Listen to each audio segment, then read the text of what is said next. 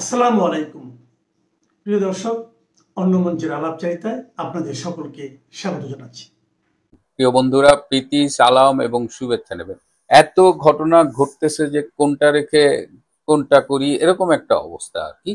কালকে ঘটনা বহুল ছিল, আপনারা জানেন, সেগুলো নিয়ে আসলে ব্যস্ত ছিলাম। কিন্তু এর মধ্যে আরো কিছু ঘটনা ঘটেছে। এই যে ডক্টর ইনুসের যে প্রেস উইং, যেটা হিটলারের প্রেস উইং ছিল, যে গোয়েবলস, সে গোয়েবলসও মনে হয় এখন বেঁচে থাকলে লজ্জা পেত এই ডাস্টবিন শফিকের পারফরমেন্স দেখে। মানে মিথ্যে কত শিল্পিত হতে পারে, কত চমৎকার ভাবে উপস্থাপন করতে পারে, এবং যার আপাদমস্তক মিথ্যে মোড়া। তো এই লোক এই গত 15 মাস জাতির কাঁধে চেপে বসেছিল আর কি। জাতির ইনুসের সমগ্র সামগ্রিক ভাবে একবারে পাইন মেরে ফেলাইছে আর কি। এখন তিনি এক্সিট প্ল্যান খুঁজতেছে। আপনারা জানেন যে ইনুস সরকারের অনেকে এক্সিট প্ল্যান খুঁজতেছে। তো সে একটা অভিনব এক্সিট প্ল্যান খুঁজতেছে। একটা হলো যে যদি দেশের বাইরে পালায় যাইতে পারে ডক্টর ইনুসের সাথে, সেটা অন্য কথা। কিন্তু ডক্টর ইনুস যে পরিমাণ সেলফিশ, তাতে শফিক মফিকের সাথে নেবে কিনা আল্লাহই জানে। যাই হোক, তিনি একটা প্ল্যান বি করে রাখছেন, যে তিনি রোজার ওই আগামী ফেব্রুয়ারি মার্চের দিকে তবলিগে যাবেন। 3 চিল্লা 120 দিন তিনি তবলিগে থাকবেন, এবং তবলিগে তিনি আসলে আত্মগোপনে থাকবেন, এবং তিনি বলেও দিচ্ছেন কোন দিকে থাকবেন। এই বরিশালের স্বরূপ কাঠি টাটি ওই দিকে থাকবে, যাতে পরিস্থিতি নিয়ন্ত্রণের বাইরে চলে গেলে ওই দিক দিয়ে পালাই যেতে পারে। এবং আপনি জানেন যে তবলিগে সবাই আল্লাহর রাস্তায় যায়, ভালোর জন্য যায়, কিন্তু অনেক ক্রিমিনালও আত্মগোপন করে থাকে ওই তবলিগের সাথে মিশে। আবার তিনি বলতেছেন যে এটা তার মামা বাড়ির আবদারের মতো আর কি, যে তবলিগে যারা যায় তারা বিভিন্ন ভাষায় বা মানুষজনকে ধর্মের পথে দাওয়াত দেয়, তিনি এগুলো করতে পারবেন না আর কি। তিনি ধর্মীয় রিকোয়ারমেন্ট পালনের জন্য তো যাচ্ছেন না, তিনি যাচ্ছেন তো আসলে আত্মগোপনের জন্য। এর বাইরে আরো একটা ইন্টারেস্টিং ঘটনা ঘটেছে গতকাল। যেহেতু আইসিটিতে একটা মানে সাজানো রায় দিয়েছে, আবার 32-এ মানে 32 ভেঙে গুড়িয়ে দেওয়ার পরেও তাদের স্বাদ মেটে নাই, আবার 32-এ গেছে, আর্মির সাথে দাওয়াদাই হয়েছে, পুলিশের সাথে দাওয়াদাই হয়েছে। ঠিক যে মুহূর্তে বুলডোজার আর্মি ভাঙতেছিল, ঠিক সেই মুহূর্তে ধানমন্ডি 27-এর পাশে যে রাপা প্লাজা আছে সেইখানে এই যে শফিক তো প্রেস সচিব আর ডেপুটি প্রেস সচিব, ওর নাম কি, আবুল কালাম আজাদ মজুমদার বোধহয়, ওই যে একটু চোখগুলা একটু ডিফারেন্ট, স্পেশাল, হ্যাঁ, স্পেশাল দৃষ্টির অধিকারী। সে তো মানুষ মনে করে না। ডেপুটি প্রেস সচিব হওয়ার পর থেকে তার ব্যবহার এত খারাপ হয়েছে যে কালকে সে গাড়ির মধ্য থেকে আর পথচারী কয়েকজনের সাথে ভীষণ খারাপ ব্যবহার করছে আর কি। মানে দেখে নিবে আর কি, তারা তো এখন দেশের রাজা। তারপরে কি হলো, প্রথমে দেখেন যে সে গাড়ির মধ্যে বসে কিভাবে ট্রেড করতেছে, এবং তখন এই মোহাম্মদপুর থানা ওইদিকে মানে থানার থেকে পুলিশ আসছে, এবং পুলিশ এসে তাকে উদ্ধার করছে, তাকে থানায় নিয়ে গেছে, এবং পরে মুচলেখা টুচলেখা দিয়ে তাকে ছাড়া হয়েছে। সুতরাং দেখেন, পাবলিক রোষ কিন্তু শুরু হয়ে গেছে আর কি। এরপরে আরো কি কি অপেক্ষা করছে সেটা দেখার জন্য আমাদের আহ, কিছুদিন অপেক্ষা করতে হবে। তবে ঘটনা শুরু হয়ে গেছে, এবং এরা কিন্তু গণধোলাই খাওয়া শুরু করছে, যেটা খাইলেন এই ডেপুটি প্রেস সচিব আজাদ মজুমদার। এবং সবশেষে দেখেন, আমরা যে বারবার বলছি যে এই রায় অনেক আগের থেকেই লেখা। এই যে গতকাল আইসিটিতে শেখ হাসিনার বিরুদ্ধে যে রায় দিয়েছে, আমরা জানতাম কি রায় হতে পারে। এবং এই প্রেস রিলিজ দেখেন, কালকে রায়ের পরে একটা ফেসবুকে স্ট্যাটাস দিয়েছে। দেখেন, 17ই আগস্ট, মানে তারা স্ট্যাটাসটা পর্যন্ত সেই আগস্ট মাসে লিখে রাখছে। পরে যখন পাবলিক দেখা দিছে, তখন আবার ওইটা ঠিক করে 17ই নভেম্বর করছে। তার মানে বুঝতে পারতেছেন যে কি কিভাবে দেশ চালাচ্ছে ডক্টর ইউনূস, এবং কি প্রেস রিলিজ নিয়ে সে বসে আছে। হঠাৎ করে আমি কেন বললাম যে বাংলাদেশে ইন্ডিয়া কি সার্জিক্যাল স্ট্রাইক করবে কিনা, এটার কারণ কি শেখ হাসিনা বিরুদ্ধে রায়, ফাঁসি হয়ে রায় দিয়েছে এই জন্য কিনা? না, এই জন্য না। আসলে পুরো দক্ষিণ এশিয়ার সাথে এই মুহূর্তে বাংলাদেশও নিরাপত্তার হুমকির ভেতরে চলে গেছে। তার কারণ বাংলাদেশের এই মৌলবাদী দুর্বল ইন্ট্রিম গভর্নমেন্ট, যারা মৌলবাদীদের আতুরঘর হিসেবে পরিচিত, সেটা, এবং নিরাপত্তাহীনতা, কোনো ব্যালেন্স নেই, কোনো কিছু নেই, যার কারণে বাংলাদেশের অবস্থা আসলে এখন হুমকির মুখে। আপনারা হয়তো অনেকে জানেন, অনেকে জানেন না যে ইন্ডিয়ার সবচেয়ে প্রচার বহুল ইংরেজি দৈনিক যেটা সারা বিশ্বের অনেক লোকে পড়ে, ইন্ডিয়াতে কোটি লোক পড়ে। এটা অনলাইন, অফলাইন, প্রিন্টিং বিভিন্নভাবে প্রকাশিত হয়। এবং এই ইংরেজি দৈনিকটা সবচেয়ে সুপরিচিত হচ্ছে গোয়েন্দা রিপোর্ট ফাঁস করার সবচেয়ে বড় কারিগরি পত্রিকা। মানে যে কোনো গোয়েন্দা রিপোর্ট সর্বপ্রথম তারা পেয়ে যায় এবং তারাই এটাকে মার্কেটে নিয়ে আসে মানুষের সামনে। সেই পত্রিকাটির নাম হচ্ছে ডেকেন ক্রনিক্যাল। ডেকেন ক্রনিক্যাল, আমি আপনাকে ছবিটা দিয়ে দিচ্ছি সে পত্রিকার, আর ব্যাক সাইডেও দেখবেন, এবং আমি রিপোর্টের পুরো অংশগুলো ওয়ান বাই ওয়ান করে আপনাদেরকে স্ক্রিনশটে দেখিয়ে দিব। এই পত্রিকাতে একটা রিপোর্ট 15 তারিখে ছাপা হয়েছে, যেটা আমরা পাওয়ার পরে এটাকে পুরোটা পড়ে এবং দেখে যা বুঝলাম, এটা একটা বিভীষিকাময় অধ্যায়। ভারতের যতগুলো নিরাপত্তা সংস্থা আছে, দিল্লির দিল্লির যে রেড ফোর্ট বিস্ফোরণের পরিকল্পনা, এরা বলছে যে বাংলাদেশের লিঙ্ক পাওয়া গেছে। টোটাল ভারতের এই আপনার র থেকে শুরু করে আরো যে কয়টা 6টা 7টা আছে, এগুলো সবাই বলছে দিল্লির রেড ফোর্টের যে বিস্ফোরণ, সেখানে ওরা সরাসরি ঢাকা লিঙ্ক, মানে ঢাকার লিঙ্ক। এই বিস্ফোরণের সাপ্লাই যেটা হয়েছে, যে ম্যাটেরিয়াল গুলো সাপ্লাই হয়েছে পাকিস্তান থেকে পশ্চিমবঙ্গ সীমান্ত রুটে দিয়ে এসেছে। এটা ইন্ডিয়ান টেরর ট্রেল ট্রাম সরাসরি মুর্শিদাবাদ হয়ে রাজশাহী রুটে এই বিস্ফোরকগুলা গিয়েছে। এবং এইটার ব্যাপারে একটা বৈঠক হয়েছিল, এই আইটেমগুলা ঢুকার সময় এবং কিভাবে কি করাবে এটার ব্যাপারে ঢাকার বনানীতে একটা বৈঠক হয়েছে, যেখানে 7জন ব্যক্তি উপস্থিত ছিলেন। টোটাল 7জন ব্যক্তি। সেই 7জন ব্যক্তি কারা, তাদের নামগুলো আমি একটু আপনাদেরকে পড়ে শোনাচ্ছি। প্রথম, জুবায়ের আহমেদ চৌধুরী, হিজবুত তাহিরির ঢাকা প্রধান। জুবায়ের আহমেদ চৌধুরী, হিজবুত তাহিরির ঢাকা প্রধান। 2 নম্বরে আছে ইফতিসাম ইলাহি জাহির, পাকিস্তানের জামিয়াতুল মারকাজি আহিদের নেতা, মানে পাকিস্তানি সন্ত্রাসী গোষ্ঠীর নেতা। 3 নম্বরে ডক্টর নাসিরুল গনি, এটা হচ্ছে যে অন্তর্বর্তী সরকার, মানে আমাদের বর্তমান ইন্টারিম গভর্নমেন্টের হোম অ্যাফেয়ার্স সেক্রেটারি, মানে স্বরাষ্ট্র মন্ত্রণালয় বা প্রতিরক্ষা মন্ত্রণালয় যারা দেখে সেই জন। ইব্রাহিম, এটা হচ্ছে ডাক্তার নজরুল গনি, আপনারা চিন্তা করতে পারেন।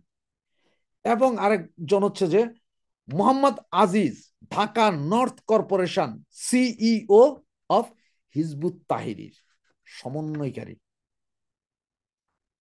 5 নম্বরে এবিটি, অস্ট্রেলিয়া বাংলা টিম এর 2 সদস্য। এটা হচ্ছে এবিটি, এটা হচ্ছে আনসারুল্লাহ বাংলা টিম। এবিটি আনসারুল্লাহ বাংলা টিমের 2 জন। এবং সুমন আহমদ, সেটা হচ্ছে যে বিস্ফোরক বিশেষজ্ঞ নাকি। এই 7জন ব্যক্তি, যার মধ্যে দেখেন ডাক্তার নজরুল গনি অন্তর্বর্তী সরকারের হোম অ্যাফেয়ার্স সেক্রেটারি, মানে আপনার secretary of the home affairs বলতে আপনার স্বরাষ্ট্র মন্ত্রণালয় বুঝি আমরা, বা আপনার নিরাপত্তা বিভাগ পুরাটা, সে সহকারী। এবং আপনার ঢাকা নর্থ সিটি কর্পোরেশনের সিইও মোহাম্মদ আজিজ, মানে হিজবুত তাহরির সমন্বয়কারী, সে ব্যাটাও ছিল। এবং এবিটি আনসারুল্লাহ বাংলা টিমের 2 জন, সুমন আহমেদ বিস্ফোরক বিশেষজ্ঞ। এবং সবচেয়ে মজার বিষয় কি জানেন, এই যে মুর্শিদাবাদে যে মালগুলো নিয়ে যাওয়া হয়েছিল, এই মুর্শিদাবাদে একজন বাঙালি আছে, যে নাকি একটা গোয়েন্দা সংস্থার এক কর্মকর্তাকে হত্যার দায়ে ফাঁসির দণ্ডাদেশ প্রাপ্ত আসামি, সে মুর্শিদাবাদে যে পালাইয়াছিল। তার বাসায় এগুলো রাখা হয়েছিল, সেখান থেকে আবার সে দিল্লি পর্যন্ত নিচে, সম্ভবত ওই লোককেই কট করে ফেলা হয়েছে। ওই লোককে কট করার পরেই এই কাহিনী হয়েছে।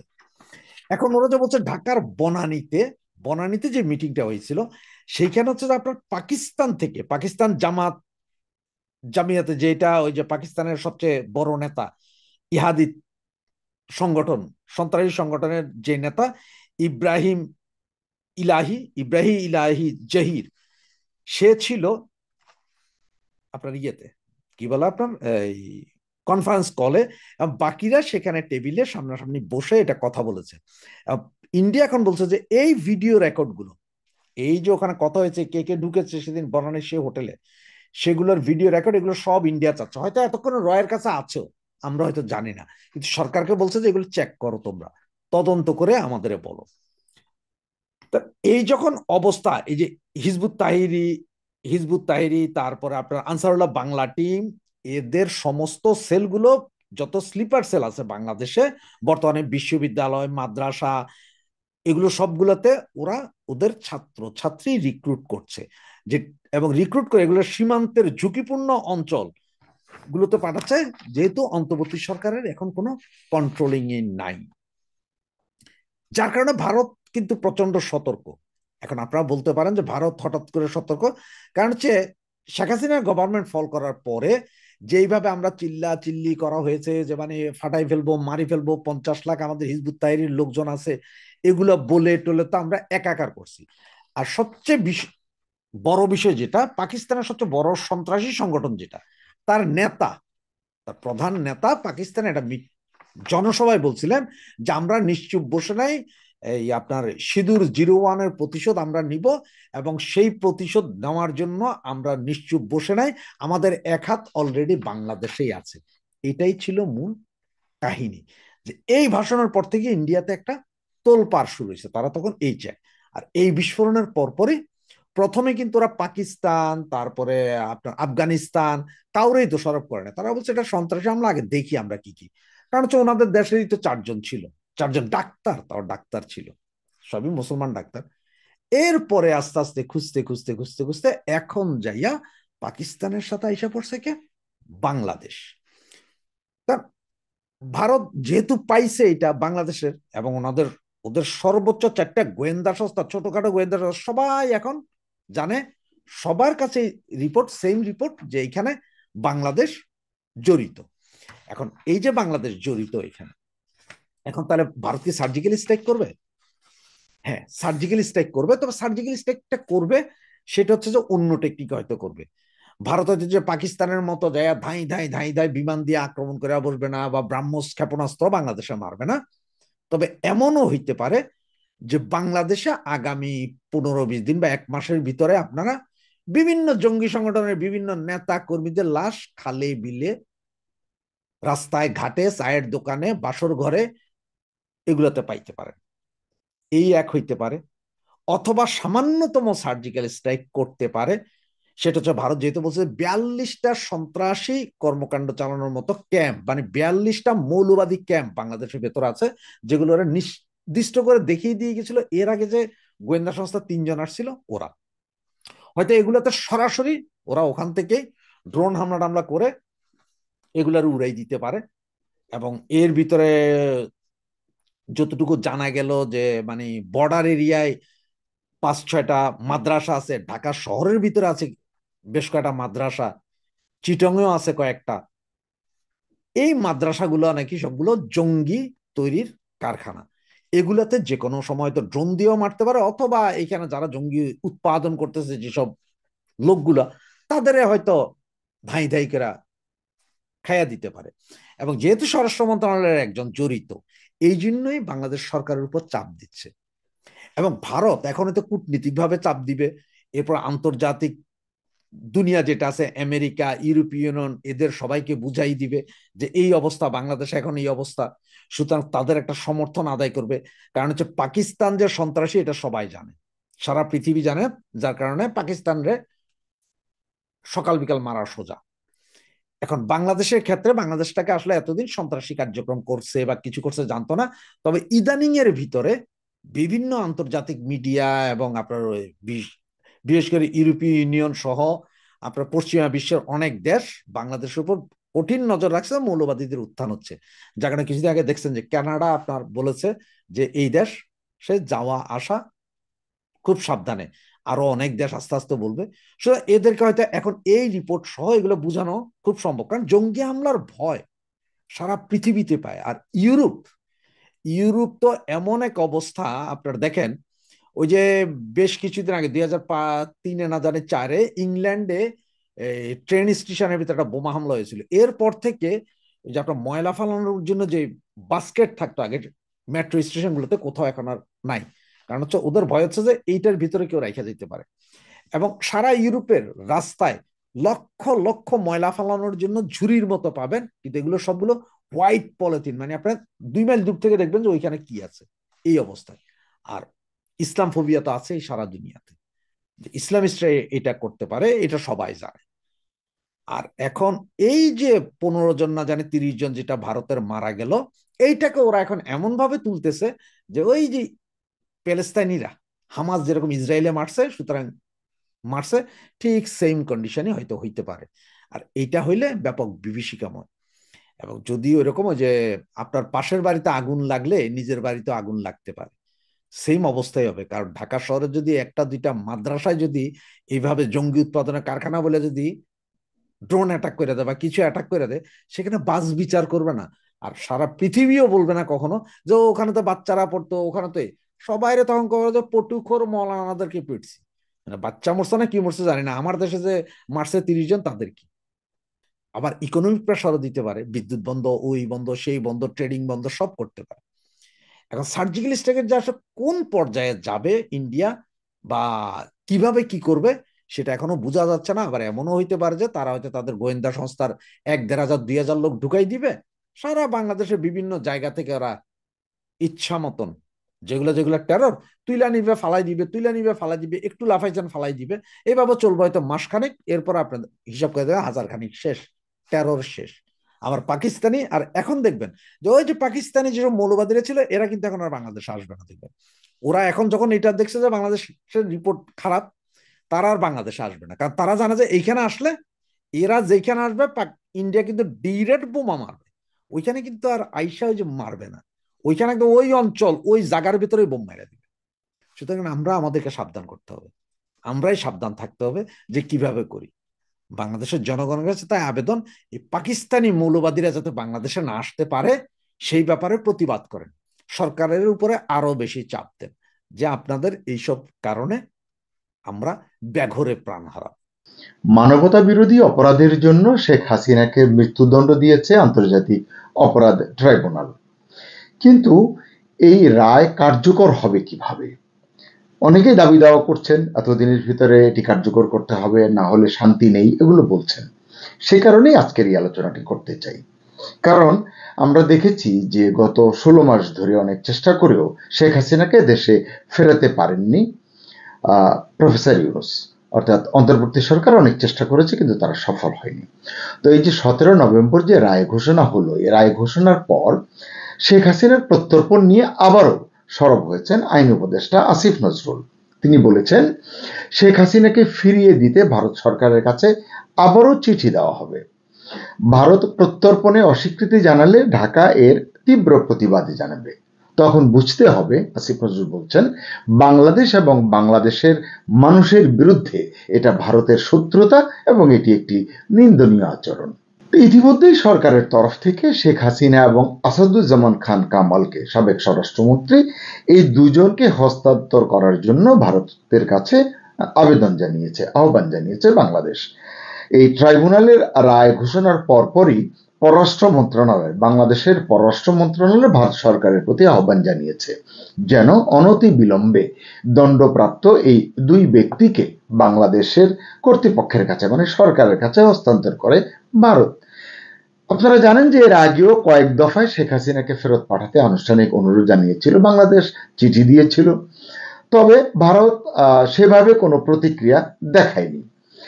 এদিকে আজ সন্ধ্যায় এক্স হ্যান্ডেলে প্রকাশিত এক বিবৃতিতে ভারতের পররাষ্ট্র মন্ত্রণালয়ের মুখপাত্র রণধীর জয়সওয়াল বলেছেন, আন্তর্জাতিক অপরাধ ট্রাইব্যুনাল বাংলাদেশের সাবেক প্রধানমন্ত্রী শেখ হাসিনার বিষয়ে যে রায় ঘোষণা করেছে ভারত সেটি লক্ষ্য করেছে, কারণ আমাদের সরকারের তরফ থেকে তাদেরকে জানানো হয়েছে। তিনি বলছেন, রণধীর জয়সওয়াল বলছেন যে একজন কাছের প্রতিবেশী হিসেবে বাংলাদেশের শান্তি, গণতন্ত্র, অন্তর্ভুক্তি এবং স্থিতিশীলতা সহ বাংলাদেশের জনগণের সর্বোত্তম স্বার্থের বিষয়ে ভারত অঙ্গীকারবদ্ধ। এই লক্ষ্যে ভারত সকল অংশীজনের সঙ্গে গঠনমূলকভাবে কাজ করে যাবে। এই ধরনের কথা তারা আগেও বলেছেন।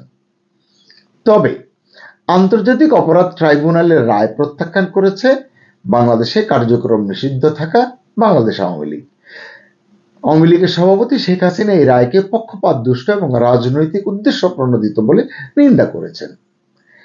এখন আসুন আমরা একটু দেখি যে সরকার, বাংলাদেশ সরকার ফেরত চাইলে কি ভারত শেখ হাসিনাকে ফেরত দেবে না দিতে বাধ্য, এই বিষয়গুলো আমরা একটু আলোচনা করে দেখি। ভারতের সঙ্গে আমাদের প্রত্যর্পণ চুক্তি আছে, এটা ঠিক কথা, কিন্তু সেই চুক্তির আগে পিছে মানে সামনে পেছনে কি আছে যথেষ্ট ফাঁকফোকর আছে বলেই বিশেষজ্ঞরা বলছেন। এই রায় ঘোষণার পর শেখ হাসিনাকে নিয়ে ভারত কি কোনো সংকট বা সমস্যা অনুভব করছে বা করতে পারে, কিংবা ভারতে শেখ হাসিনার অবস্থান কি হাসিনার জন্য মানে তার জন্য কোনো অসুবিধার সৃষ্টি করতে পারে? কারণ আমরা জানি তিনি অতিথি হিসেবে সেখানে আছেন।